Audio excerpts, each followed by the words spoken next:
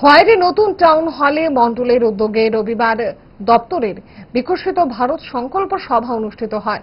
প্রধান বক্তা হিসেবে উপস্থিত ছিলেন বিজেপির প্রদেশ সভাপতি তথা সাংসদ রাজীব ভট্টাচার্য।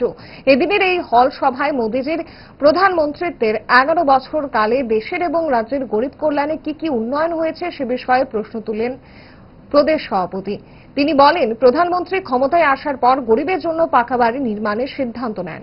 রাজ্যে এই সময়কালে গরিবদের জন্য প্রায় 4.5 লক্ষ পাকা বাড়ির নির্মাণের ব্যবস্থা করা হয়েছে। সারা দেশে আরো 3 কোটি ঘর দেওয়া হবে। এর মধ্যে রাজ্যের গরিবরাও রয়েছে।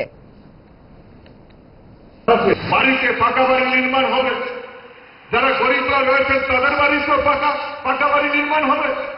আমরা গরিবরা কোনোদিনও ভাবতে পারি? মোদীজি স্বপ্ন দেখিয়েছেন, বিকশিত ভারতের কথা বলেছেন, আর মোদীজি বলছেন যে না, ওই গরিবদের বাড়িতেও পাকা বাড়ি নির্মাণের ব্যবস্থা আমাদের দেশের প্রধানমন্ত্রী নরেন্দ্র মোদীজি করেছেন। আমরা সৌভাগ্যবান, আমাদের এই ত্রিপুরা রাজ্য, ছোট্ট রাজ্য, পার্বত্য রাজ্য ত্রিপুরা, সেখানেও প্রায় 4 লাখ থেকে 4.5 লাখ রুরাল এবং আরবান মিলিয়ে আমাদের এই রাজ্যে গরিবদের পাকা বাড়ি নির্মাণের ব্যবস্থা আমাদের দেশের প্রধানমন্ত্রী করেছেন, নরেন্দ্র মোদীজি করেছেন।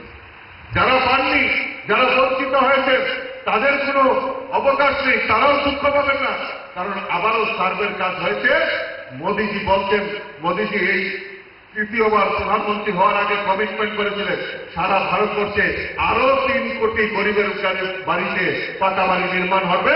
তার মধ্যে ত্রিপুরা রাজ্য একটা মেজর অংশ, তাদের বাড়িতেও যারা বঞ্চিত হয়েছে তাদের বাড়িতেও পাকা বাড়ি পৌঁছে দেওয়ার কাজ আমাদের দেশের প্রধানমন্ত্রী নরেন্দ্র মোদীজি কাজে তুলে দিয়েছে।